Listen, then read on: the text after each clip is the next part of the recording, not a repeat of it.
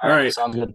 All right. So I'm super excited to be back doing games again. That's what I'm most excited about. So I wanted to just talk to you just to get, season preview kind of thing. So how would you describe last season, how it ended?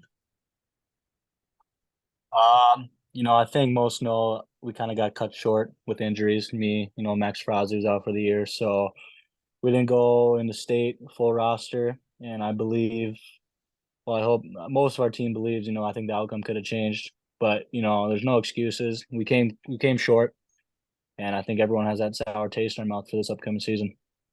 How tough was it for you personally to sit on the sideline, not being able to help your team? I mean, it's a competitor's tough. You just kind of watching from the sideline. You want to compete, especially watching them lose there in the semis. You want to be there. You want to help them. And it was kind of my first time ever being sidelined for something, so it was kind of hard mentally to take in. But it made me tougher, made me who I am, and I wouldn't change it for the world now. Right. What are your expectations, not only for you, but for the team? Because you got North, you got Shanley, Cheyenne, everybody's back. So what's going to set you guys apart? Right. We got a really good schedule this year with the different kind of classes we have. We get to play some outer conference play with Bismarck coming here. We go to Minot.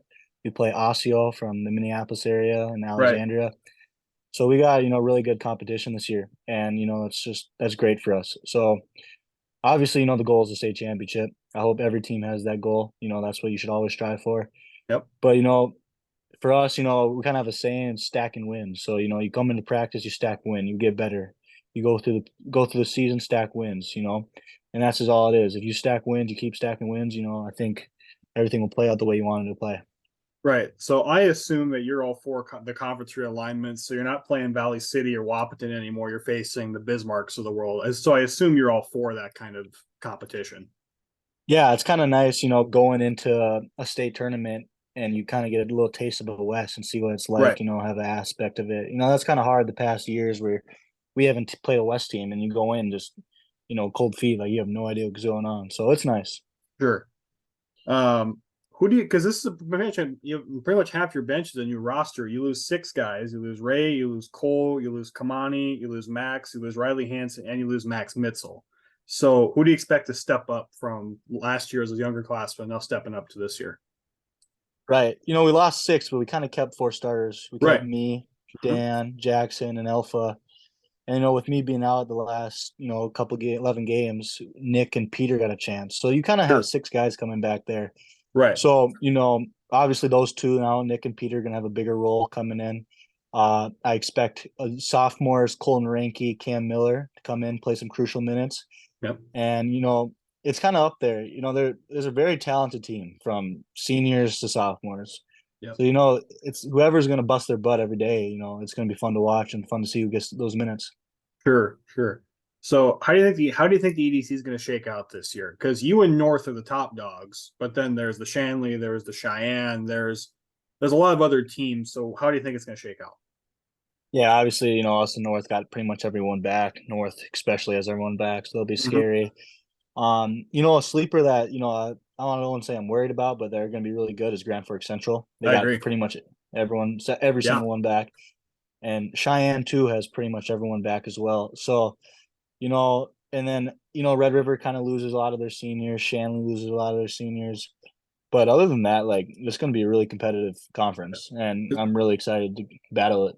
So I remember, you remember last year the EDC tournament. I was standing next to you guys, and we watched Central and Cheyenne, and Central hit that buzzer beater. So I know Central's going to come back pretty hungry after last year, especially.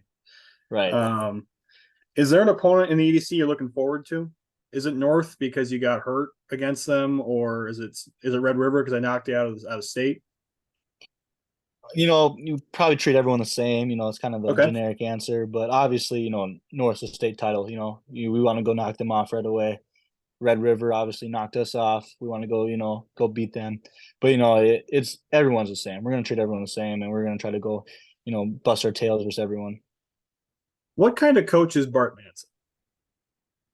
So I always say this to everyone that asks, but he comes off on the court as this loud, angry guy that yells at Yeah, all of us. But he's a really good guy. Off the court, I think every player that's played for him will say, he truly is like a friend off the court, and then a coach. You know what I mean? And Yep. that's how I think we play so well for him, is because he really gets to you, and you really make a good connection with him and good relationship. And I believe, as coaches, that's what you should do if you want the best for your players, is to be a good friend, off the court, in the classroom, when you see him in the school, and then when you step into those lines, then he's coach. And I think he does a really good job of half and half in that. Right. Does he tell any long-winded stories? Because he did in history class. So, Yeah. Oh yeah. I have in history right now, and you know how he rattles off with all that stuff.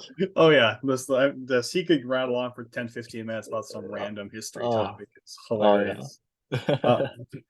Uh, little off topic, but so Davies got knocked out in the semifinal round of the football playoffs. Do you miss playing football at all? Yeah. I mean, a lot of people probably don't know this, but since I had surgery in June on my hip, so Right. it took me out of my football season, and it's tough. It's obviously, I like I said before, sit on the sideline for basketball, it was tough. And football is pretty tough too. Even though Right. I kind of consider basketball my main sport, but Yeah. those are still my best friends playing out there, and I'd like to play there too. But again, it's how life goes, and it creates tougher skin. So Right. it was tough, but the boys played pretty good at the end of the Yeah, season. I agree. If you were 100%, would you have played? Uh I believe I would have. Yeah, I believe Okay. so. Because I remember, all off season, like, oh, he's not playing because of injury, and I thought you were going to play because, well, you're playing basketball, and basketball is pretty much where the money is for you, but you're still willing to play.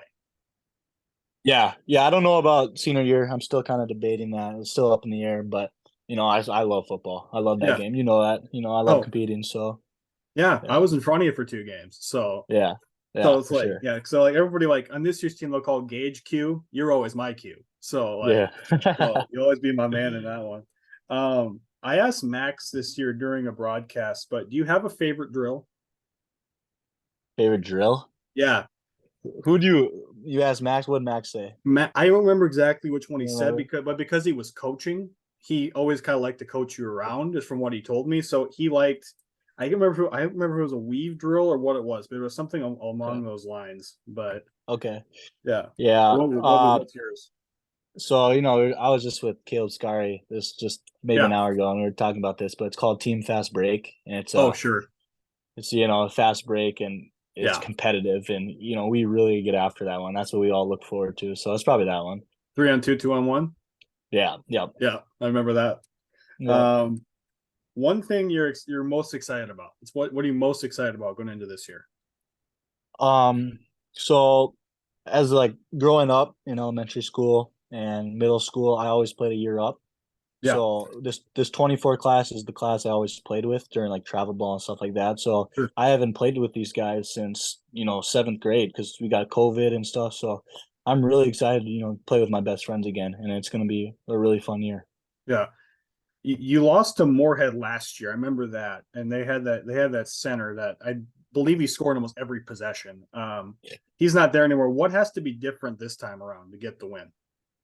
Right. Yeah, obviously Adam Jenkins is one heck of a Adam Jenkins, that player. was the name. Was Yeah. escaping me. Yeah. Yeah. He went to MSUM now, and we didn't have anyone to stop him. By No, we To our defense, Byswinger was, I think, sick that game, or had a tweaked ankle. I don't remember. He was something sick like with tweaked that. Something ankle. like that. Yeah. Yeah, so we didn't really have a big, but he was a beast, and it was hard to Yeah. stop him. And obviously, with him graduating, there's kind of a big that kind of leaves out of there. But Yeah. you know, kind of going into this first game, it's all about knowing your role, knowing what the team needs, and like competing. It always comes down to competing. So the first game, get the first game jitters out, but we're gonna compete. And I believe, like I said before, stacking wins. Stacking wins every game, and you know, and just try to win the game, of course.